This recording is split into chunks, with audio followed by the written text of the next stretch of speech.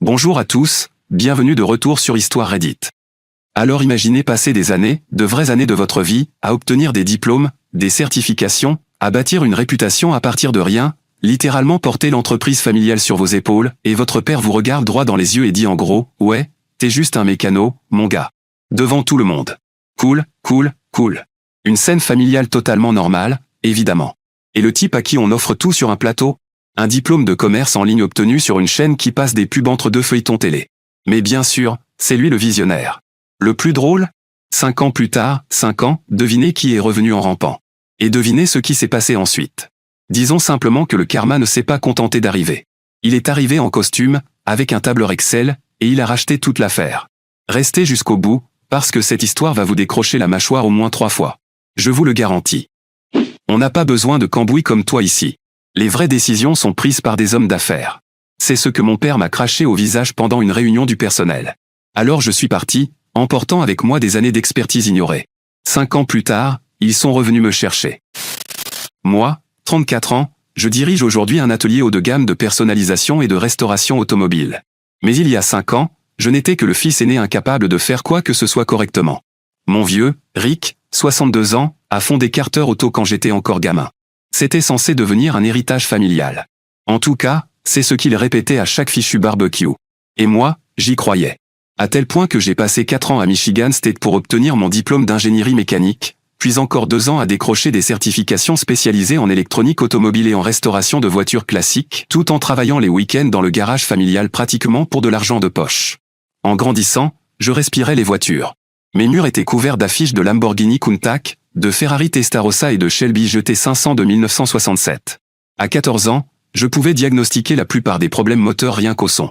Tout ça a changé quand mon frère est entré dans l'équation. Mon petit frère Evan, 30 ans, n'a jamais eu à franchir tous ces obstacles.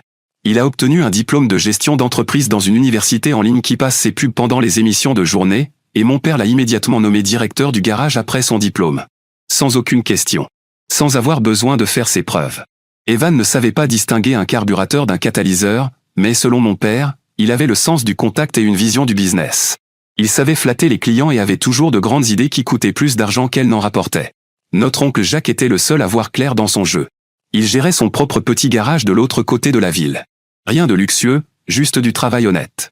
Il avait observé toute cette dynamique familiale de l'extérieur et avait essayé de me prévenir. « Ronnie, ils ne verront jamais ce que tu apportes réellement. Pas avant que tu partes et qu'ils aient besoin de toi. » Je ne l'ai pas écouté.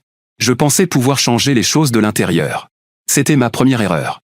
Jacques avait son propre garage et une réputation qui attirait des Ferrari vintage venant de 3 États différents. Pas de publicité, seulement le bouche à oreille.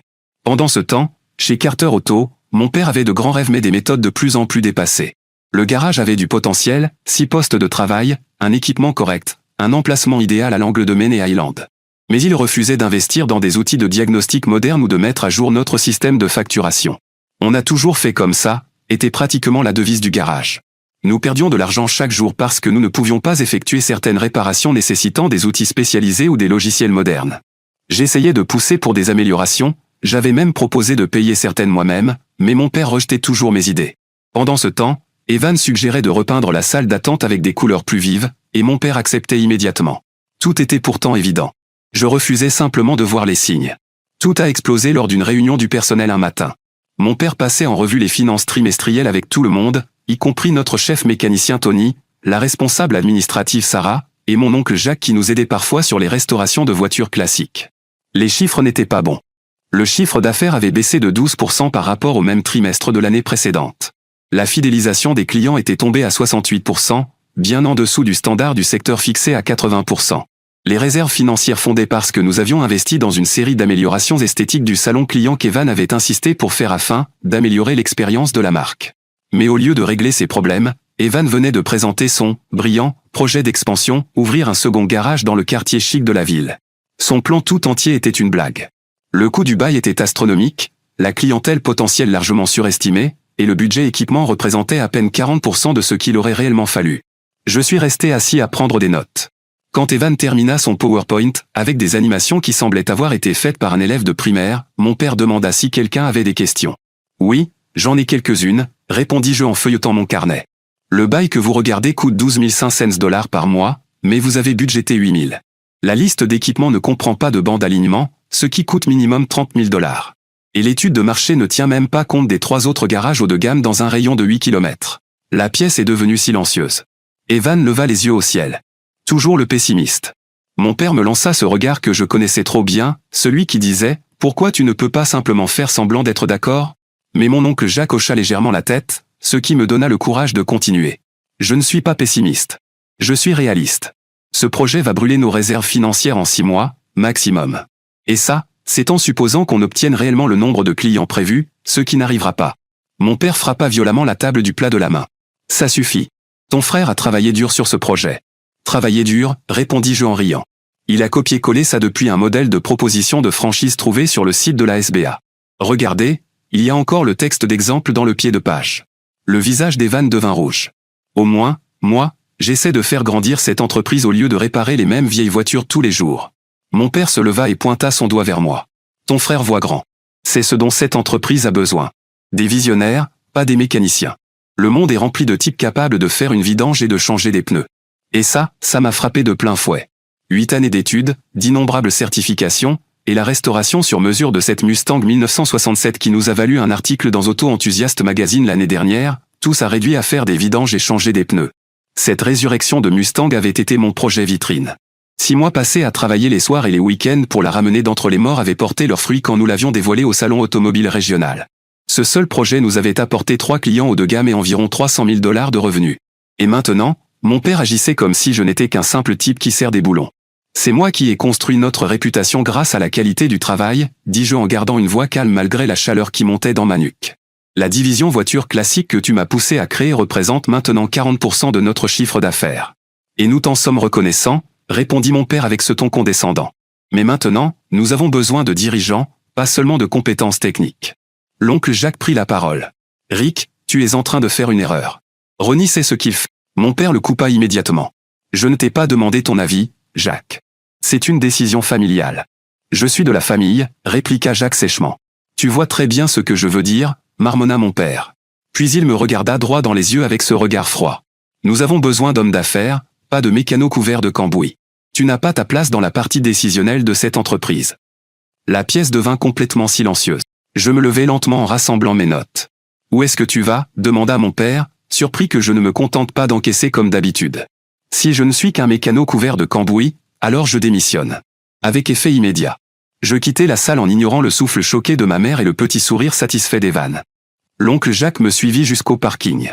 Tu fais ce qu'il faut, dit-il doucement. Ça aurait dû arriver il y a des années.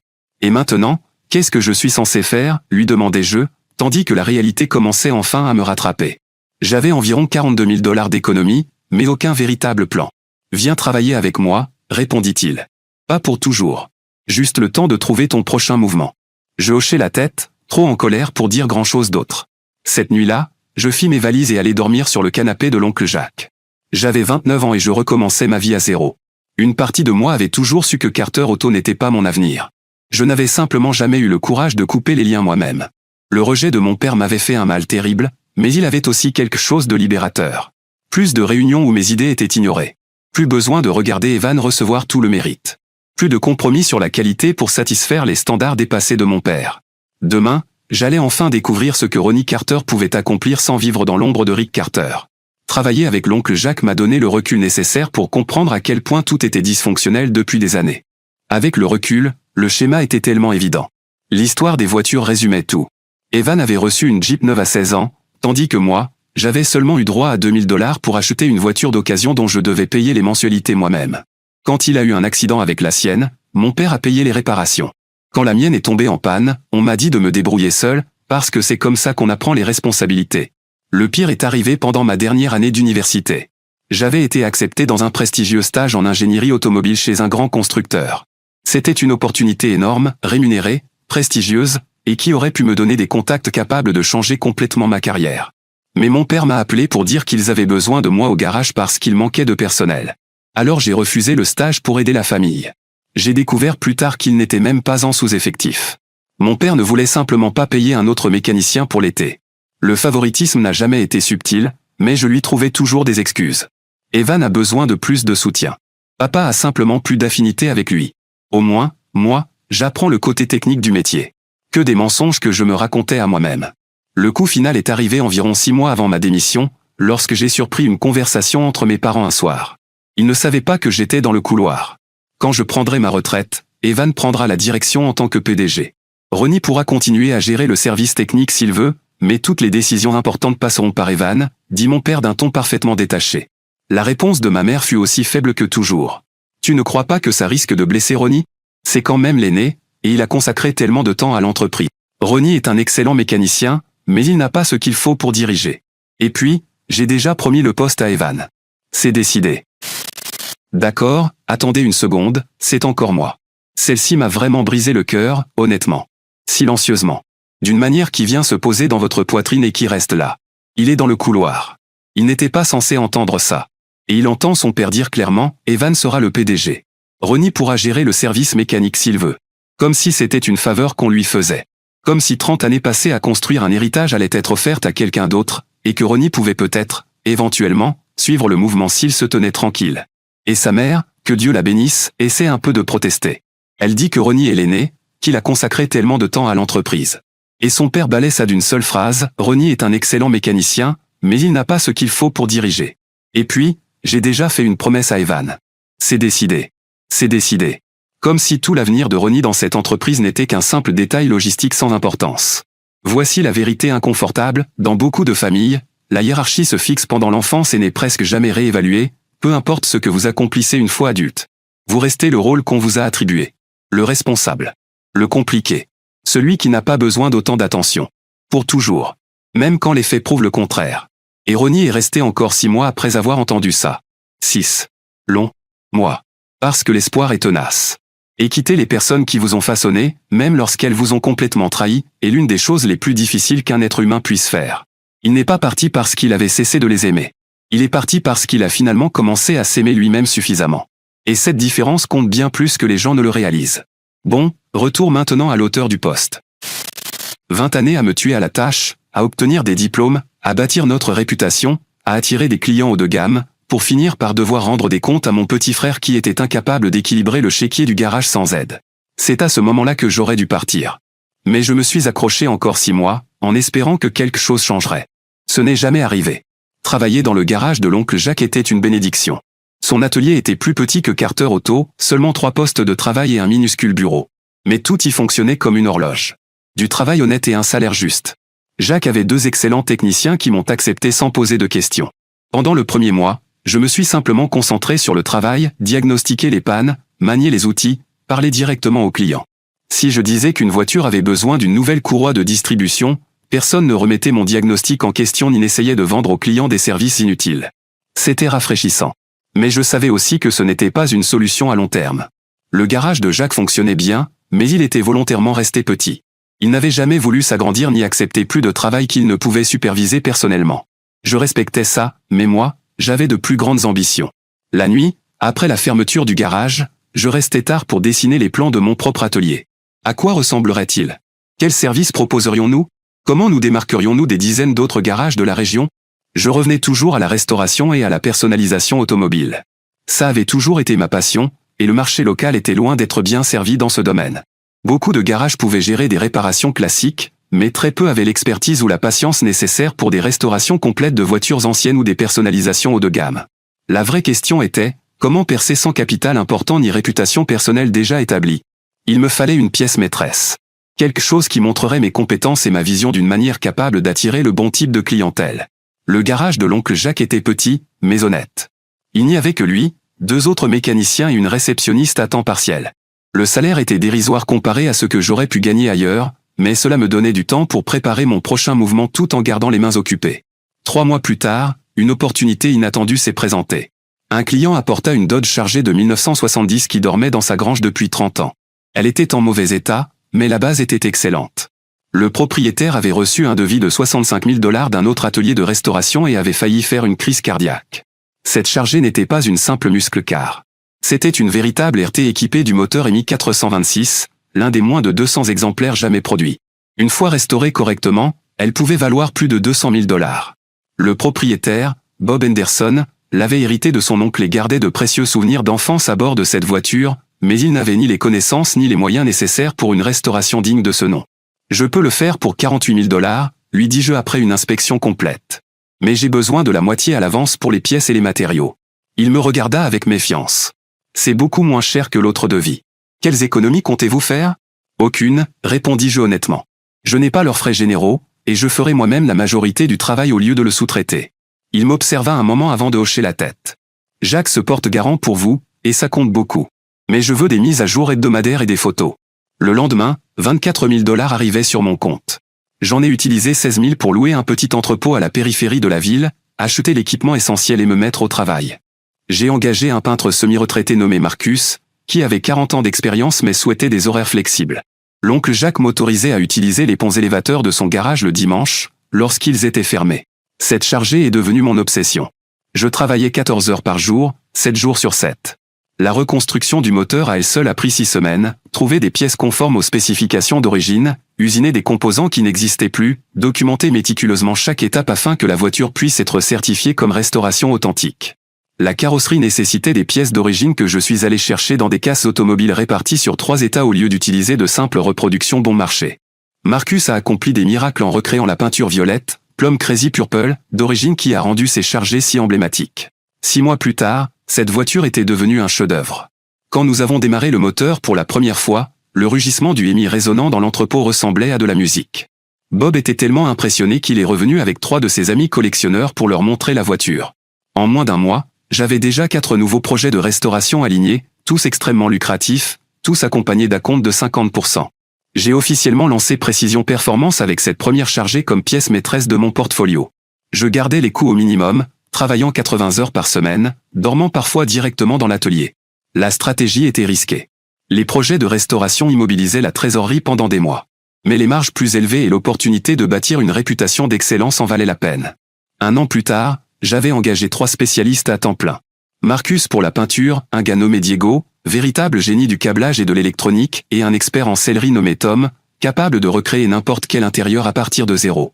L'oncle Jacques intervenait comme consultant sur les reconstructions moteurs complexes, apportant avec lui 35 années d'expérience. Nous travaillions toujours dans ce même entrepôt, que j'améliorais progressivement, meilleur éclairage, petit salon pour les clients, et même une salle propre dédiée à l'assemblage des moteurs.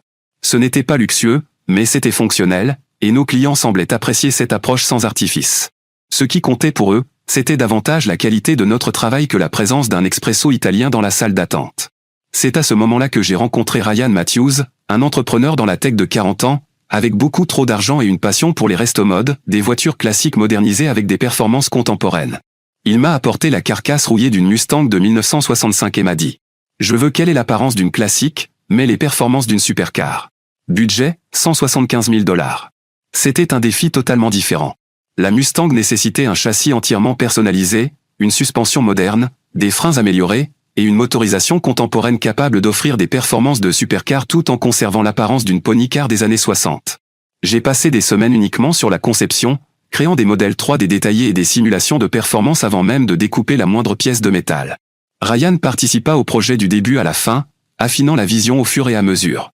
La construction a pris 9 mois du début à la fin. Nous avons remplacé le vieux V8 d'origine par un moteur moderne Coyote 5.0 Crate développant 460 chevaux. Nous avons ajouté une boîte manuelle à 6 vitesses, entièrement repensé la géométrie des suspensions et installé des freins Brembo sur les 4 roues. La carrosserie est restée en grande partie fidèle à l'origine, avec seulement quelques modifications discrètes pour accueillir des pneus plus larges et améliorer le refroidissement. Le résultat final a été présenté dans 3 magazines automobiles et a remporté le prix du meilleur resto-mode lors d'un grand salon automobile. Ryan fut tellement impressionné qu'il devint une sorte d'ambassadeur officieux de la marque, ramenant ses amis fortunés et devenant finalement investisseur silencieux lorsque je fus prêt à développer l'entreprise. À la fin de la 2e année, Précision Performance avait une liste d'attente de 10 mois, et j'ai dû déménager dans un véritable bâtiment de 1400 mètres carrés. J'ai débauché Tony, le chef mécanicien du garage de mon père, en lui offrant 20 000 $ de plus par an ainsi qu'un partage des bénéfices. Mon père n'a jamais découvert que c'était moi qui l'avais recruté. Tony apporta avec lui une mine d'informations sur le fonctionnement de Carter Auto, leur structure tarifaire, leurs relations fournisseurs, leurs problèmes avec la clientèle. Je n'ai jamais utilisé ces informations pour concurrencer directement le garage de mon père, mais elles m'ont aidé à éviter certaines des mêmes erreurs. Je suis resté concentré sur ce que je faisais de mieux, prendre des voitures historiques et les rendre exceptionnelles, soit par une restauration pure, soit par une modernisation élégante. Et je n'ai jamais, au grand jamais, lancé un service que je n'étais pas capable de réaliser parfaitement.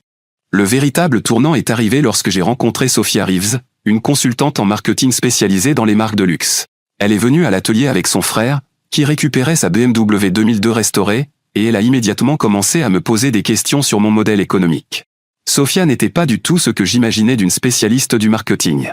Elle avait auparavant travaillé avec des horlogers haut de gamme, des hôtels boutiques et des créateurs de mobilier sur mesure, des entreprises qui, comme la mienne, reposaient sur le savoir-faire et l'attention aux détails plutôt que sur le volume. Vous avez quelque chose de spécial ici, me dit-elle franchement. Mais personne ne le sait en dehors d'une poignée de riches passionnés de voitures.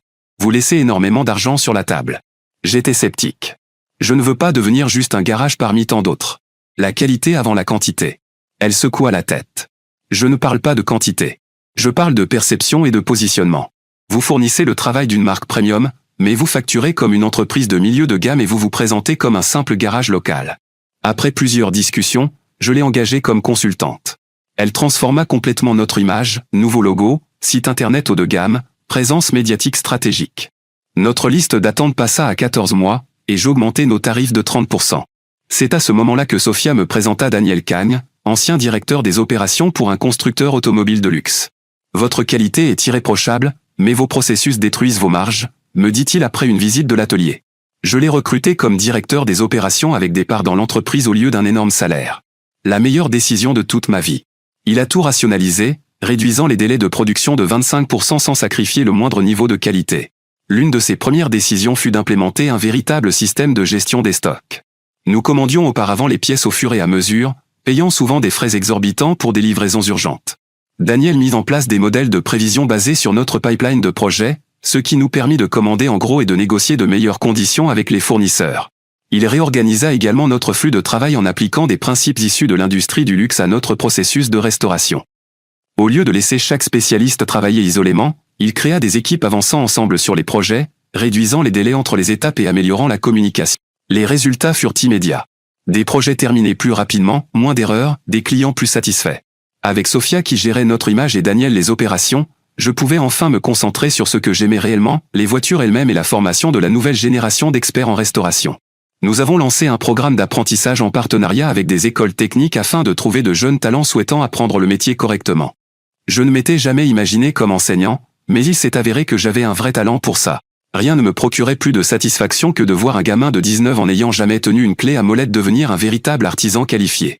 À la 4e année, nous avions ouvert un second site en Arizona, spécialisé dans les voitures classiques sans rouille provenant du sud-ouest américain. 1 an plus tard, nous ouvrions un 3e atelier en Floride. Chaque atelier conservait les mêmes standards, la même attention aux détails et le même engagement à faire les choses correctement. Pendant ce temps, par le bouche à oreille, j'apprenais que les choses n'allaient pas très bien chez Carter Auto. Mon père avait finalement suivi le plan d'expansion d'Evan en ouvrant ce 2e garage dans le quartier huppé de la ville. L'aventure n'a duré que 9 mois avant qu'il soit forcé de rompre le bail, perdant plus de 120 000 $ au passage. Evan accusait les conditions du marché. Moi, je connaissais la vérité. Après le départ de Tony, ils avaient perdu 3 autres mécaniciens expérimentés, remplacés par une main-d'œuvre moins chère et moins qualifiée. La qualité du travail avait chuté. Les plaintes des clients avaient augmenté. Un ancien client de Carter Auto passé chez nous m'a raconté qu'ils avaient gardé sa Mercedes pendant 3 semaines sans réussir à résoudre un problème électrique. Un autre disait qu'on lui avait demandé 3 200 $ pour remplacer une courroie de distribution, un travail qui aurait dû coûter 2 fois moins cher. L'oncle Jacques me donnait parfois des nouvelles, même s'il avait lui aussi pris ses distances après que mon père l'ait humilié lors de cette fameuse réunion. Il flotte encore, me dit-il pendant notre sortie de pêche mensuelle, mais ils prennent l'eau rapidement. Je me contentais de hocher la tête avant de relancer ma ligne. J'avais mon propre navire à diriger. Au cours de ma 5e année d'activité, Précision Performance atteignit 8,2 millions de $ de chiffre d'affaires annuel sur l'ensemble de nos sites. Nous avions une équipe de 47 spécialistes, une chaîne YouTube comptant plus de 200 000 abonnés, et une réputation parmi les meilleurs ateliers de restauration du pays. La véritable consécration arriva lorsque Classic Car Collector nous désigna, atelier de restauration de l'année, après notre restauration historiquement fidèle d'une rare Mercedes 300 SL Gullwing de 1956. L'article qualifiait notre travail de « qualité musée » et me décrivait comme « un artiste mécanique plutôt qu'un simple mécanicien ».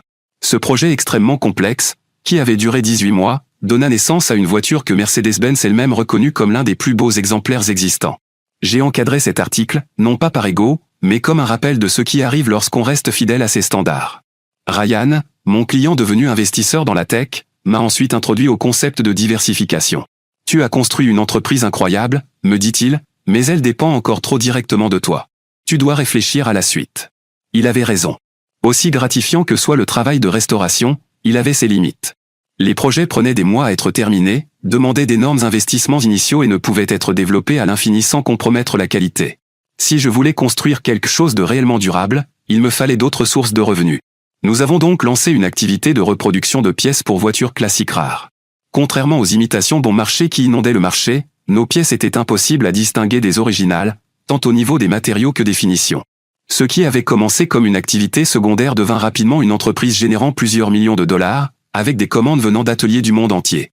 Daniel suggéra également de créer des archives numériques de nos restaurations, qui devint ensuite un service par abonnement destiné aux restaurateurs indépendants et aux petits garages. Cette base de données consultable regroupant réparation et technique devint rapidement indispensable pour les ateliers souhaitant se lancer dans des projets complexes qu'ils n'auraient jamais osé entreprendre auparavant. Malgré toute cette croissance et cette diversification, je suis resté fidèle à un principe fondamental, ne jamais sacrifier la qualité. Chaque voiture quittant notre atelier devait être parfaite. Sinon, elle ne partait pas du tout. Aucune exception. Peu importe l'importance du client ou l'urgence du délai. Cette réputation est devenue notre plus grand atout. Quand les gens confiaient leur voiture classique à Précision Performance, ils savaient qu'ils obtiendraient le meilleur absolu, réalisé par des personnes qui aimaient leur voiture autant qu'eux-mêmes. Tout ce succès n'est évidemment pas passé inaperçu. J'ai commencé à recevoir des offres de rachat provenant de grands groupes automobiles et d'investisseurs. Certaines étaient très tentantes, des montants à 8 chiffres qui m'auraient assuré une vie confortable pour toujours. Mais je me souvenais de ce qui était arrivé lorsque mon père avait choisi l'argent plutôt que le savoir-faire. Je ne ferai jamais cette erreur. L'appel est arrivé un mercredi après-midi. J'étais en train d'examiner les plans d'un tableau de bord en fibre de carbone sur mesure destiné à une restauration Ferrari lorsque mon assistante m'interrompit. Une certaine Lisa Carter est en ligne. Elle dit quelle est votre mère. 5 années de silence. Et maintenant, elle appelait soudainement, sans prévenir. J'ai hésité à répondre, mais la curiosité a fini par l'emporter. Bonjour, maman, dis-je d'un ton neutre. Ronnie, répondit-elle d'une voix tendue. Comment vas-tu? Je vais bien. Que puis-je faire pour toi? Les banalités duraient environ 30 secondes avant qu'elle n'en vienne enfin au sujet principal. Ton père a eu une crise cardiaque la semaine dernière. Son état est stable, mais il va devoir subir un pontage coronarien. Je suis désolé de l'apprendre. J'espère qu'il se rétablira rapidement. Il y a autre chose, poursuivit-elle. L'entreprise, ça ne va pas bien.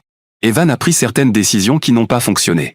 Grâce à mes contacts dans le milieu, je savais déjà que Carter Auto était au bord de la faillite. Ils avaient tenté de se développer trop vite, contracter trop de dettes et sacrifier trop de qualité. Quel genre de décision, demandai-je, même si je connaissais déjà la réponse. Il a contracté des prêts pour ouvrir 2 autres garages. Aucun des 2 n'est encore rentable. Et il y a eu un problème avec des réparations effectuées sur une Porsche de clients. Ils nous poursuivent pour 225 000 $. Une poursuite judiciaire pour une réparation sur une Porsche? Il fallait un désastre monumental. On ne parle pas ici de Toyota Corolla. Les propriétaires de Porsche exigent la perfection et ont les moyens d'engager d'excellents avocats quand ils ne l'obtiennent pas. Et qu'est-ce que vous espérez exactement que je fasse? Un silence s'installa. Nous avons besoin de ton aide, Ronnie. La banque menace d'exiger le remboursement immédiat de nos prêts. Nous risquons de tout perdre, même la maison. Même la maison, répétai-je, sachant à quel point cela détruirait l'orgueil de mon père. Oui, murmura-t-elle. Absolument tout. Je lui répondis que j'allais y réfléchir avant de raccrocher.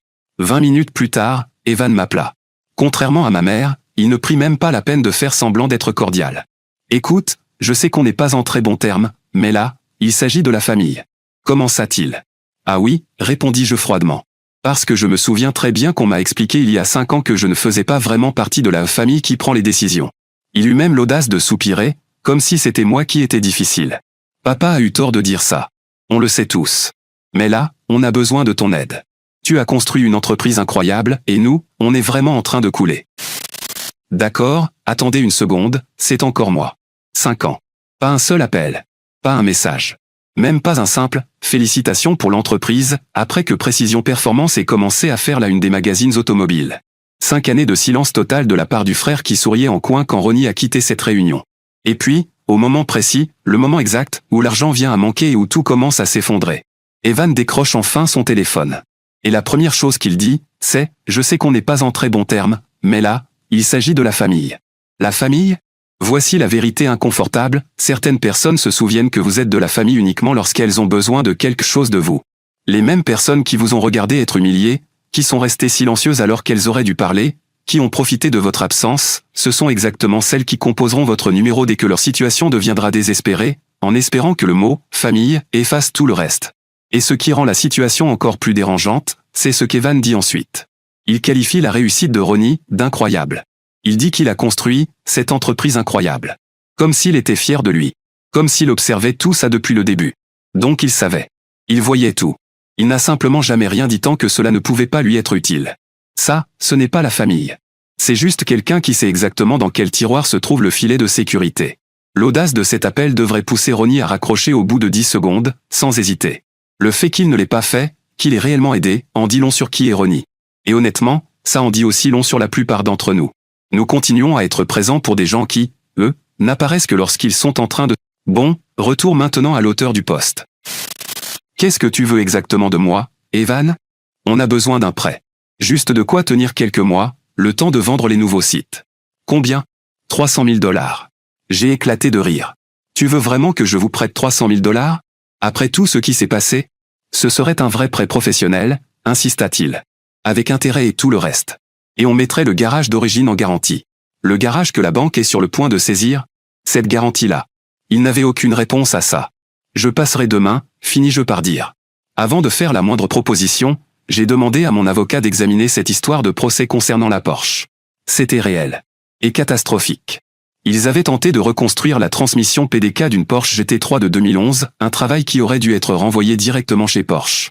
Ils avaient tellement mal fait les choses qu'ils avaient causé 180 000 $ de dégâts au moteur et à la transmission. Mon avocat m'expliqua qu'un règlement en dessous de 250 000 $ serait déjà une victoire. J'ai intégré cette donnée dans l'accord que je préparais. Tout règlement inférieur à 250 000 $ serait pris en charge par moi. Au-delà, il partagerait la responsabilité. Gestion des risques élémentaires. Après avoir raccroché, j'ai appelé l'oncle Jacques. Ils ont finalement avalé leur fierté, dit-il quand je lui expliquai la situation. On dirait bien. À quel point c'est vraiment grave là-bas? Jacques poussa un soupir. Pire que ce qu'il raconte. Evan maquille les comptes pour cacher les pertes à ton père. Ils ont des dettes fiscales, des clients mécontents et 3 mécaniciens qui menacent de les poursuivre pour salaires impayés. Mon Dieu, je restai silencieux un long moment. Qu'est-ce que tu vas faire? Demanda-t-il finalement. Je réfléchis longtemps avant de répondre. Je vais les aider. Mais à mes conditions. L'oncle Jacques ne fut pas surpris.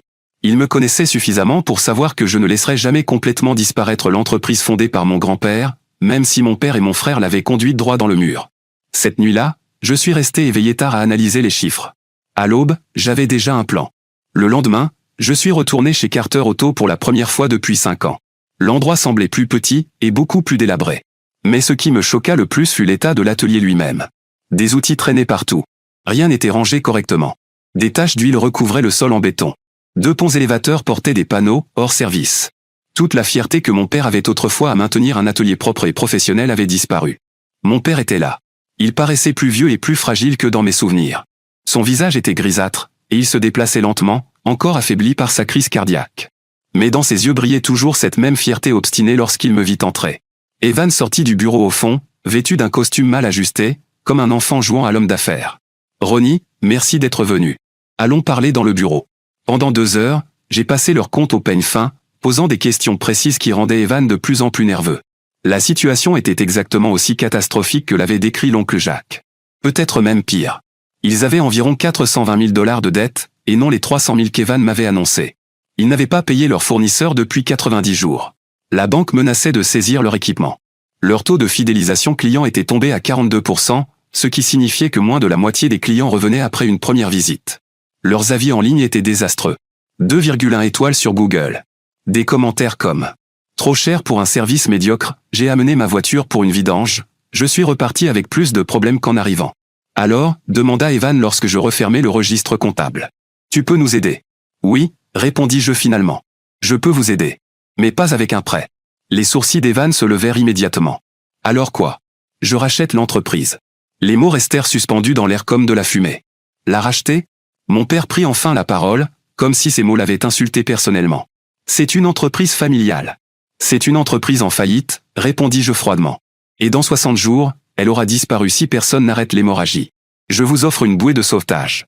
Vous pouvez l'accepter, ou laisser la banque tout liquider. » Il ricana. « Alors maintenant tu te prends pour le sauveur?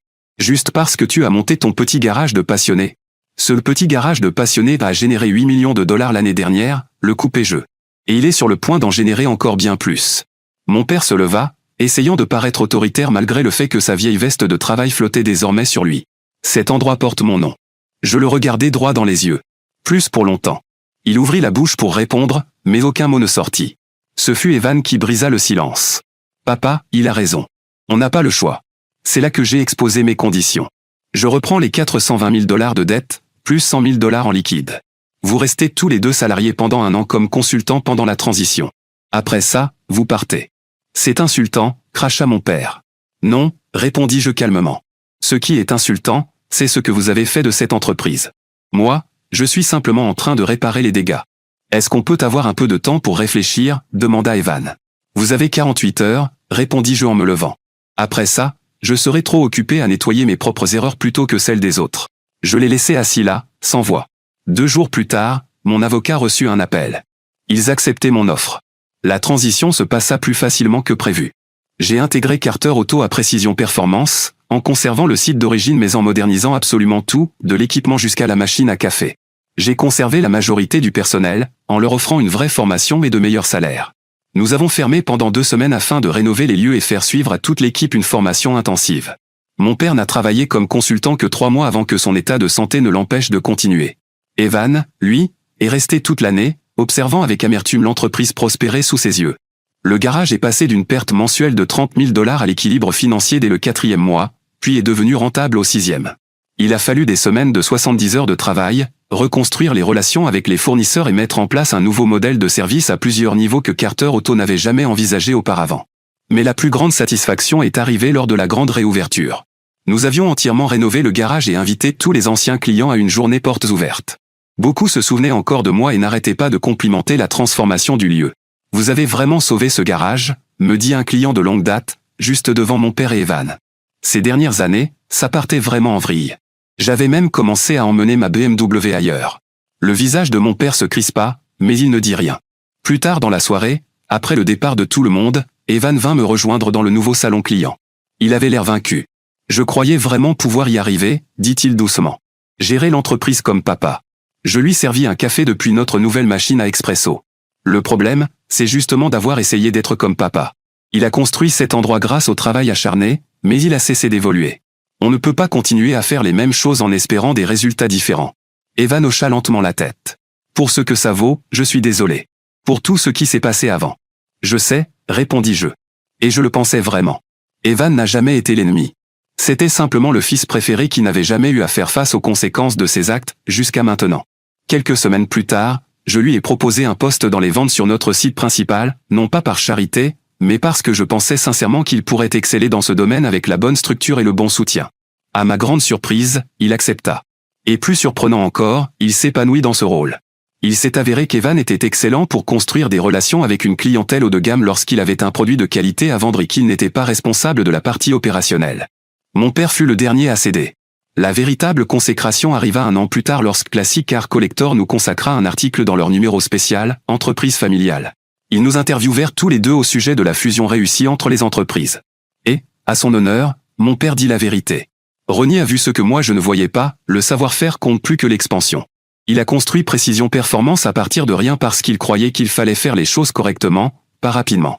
Reprendre Carter Auto n'était pas une vengeance. C'était une rédemption. Le progrès se fait par petites étapes. Quand je repense à ce jour, 5 ans plus tôt, où mon père avait déclaré « Nous avons besoin d'hommes d'affaires, pas de mécanos couverts de cambouis », je réalise aujourd'hui que c'était peut-être la meilleure chose qui pouvait m'arriver. Parce que cela m'a forcé à construire quelque chose selon mes propres règles. La leçon que j'ai apprise ne concernait ni les voitures ni les affaires. Elle concernait le courage de quitter un endroit qui ne vous valorise pas. Et la détermination de bâtir quelque chose de meilleur à sa place. Alors ma famille YouTube, voici mon avis sur cette histoire. Ronnie n'a pas seulement construit une entreprise. Il a construit une preuve. Et honnêtement, c'est ça qui me touche le plus. Parce qu'il aurait été tellement facile, tellement compréhensible, pour lui de devenir amer. De rester quelque part, rongé par la colère, à rejouer cette réunion du personnel dans sa tête pour le reste de sa vie. Mais il ne l'a pas fait. Il a pris cette colère, cette humiliation, et il a créé quelque chose avec. Et ça, c'est rare. Vraiment rare. Maintenant, Rick, écoutez, je comprends. Il a bâti quelque chose à partir de rien, et ce genre de fierté est profondément enraciné. Mais à partir du moment où vous choisissez le favoritisme au lieu de la compétence, vous avez déjà commencé à perdre. Il n'a pas perdu Carter Auto à cause de la malchance. Il l'a perdu parce qu'il a confié le volant à quelqu'un qui ne savait pas conduire et a demandé à celui qui savait le faire de s'asseoir à l'arrière. Ce n'est pas une erreur de gestion. C'est une erreur personnelle. Et Evan, honnêtement, Evan n'est même pas vraiment le méchant de l'histoire. C'était juste un gars à qui on n'a jamais dit « non » et qui n'a jamais eu à apprendre les choses à la dure. Alors quand la réalité l'a finalement frappé, elle l'a frappé de plein fouet. Mais je vais lui reconnaître une chose, il a fini par revenir, accepter sa place, et il s'est réellement bien débrouillé dans les ventes. Ça demande une certaine lucidité. Peu de gens sont capables d'admettre qu'ils ont échoué puis de recommencer à zéro dans le même bâtiment que possèdent désormais leurs frères. Maintenant, les leçons. Parce qu'il y en a quelques-unes de très bonnes cachées dans cette histoire. Premièrement, être sous-estimé est véritablement un cadeau si vous savez quoi en faire. Partez, construisez quelque chose dans le silence, et laissez votre travail parler à votre place. Deuxièmement, la passion sans structure finit par s'effondrer. Ronnie n'a pas réussi simplement parce qu'il aimait les voitures. Il a réussi parce qu'il a combiné cette passion avec une vraie discipline, des personnes compétentes autour de lui, et aucun compromis sur la qualité. Troisièmement, et celle-ci est importante, aider les personnes qui vous ont blessé n'est pas une faiblesse. C'est simplement de la maturité. Ronnie n'a pas sauvé Carter Auto par vengeance. Il l'a sauvé parce que cette entreprise comptait pour lui. C'est ça, la vraie différence entre lui et son père. Le savoir-faire finit toujours par survivre au raccourci. Toujours. Alors les amis, dites-moi ce que vous en pensez dans les commentaires ci-dessous. Et merci de m'avoir rejoint aujourd'hui sur Histoire Reddit. N'oubliez pas de liker et de vous abonner. On se retrouve dans la prochaine vidéo.